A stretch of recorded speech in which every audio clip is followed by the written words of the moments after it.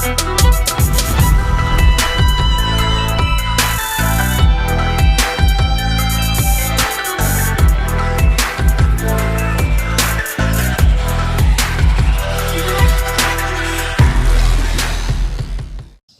up, everyone? What's going on? It is a beautiful Friday, and TGIF to everyone. Oh, what's going on, dude? What's up? What's up, everybody? Filling her up. How you like that gas can? Love it. Love it, love it. And he still spills fuel. Taking it out of his check. Oh, we got a lot to do this weekend, guys. We got to clean up all the equipment, get ready for next week tonight. We got to sharpen up, grease up. But we're here at these two little places. Oh, there we go, focused. That little place. And this little front yard, and then the two backyards that are always tall. And the one thing I want to talk about today, and everybody's been asking me, is stand up versus sit down. So y'all know I was at Nick's house and I rode the standers, and I gotta say, I like them. I do. But I was glad to get back and sit down.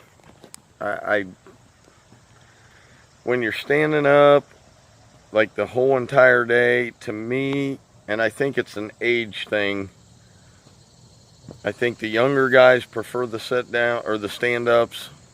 Guys over 40 prefer the sit downs for the most part. But I can only speak for myself. I enjoy the sit down mowers, but I'll get into it later. Let's get to work.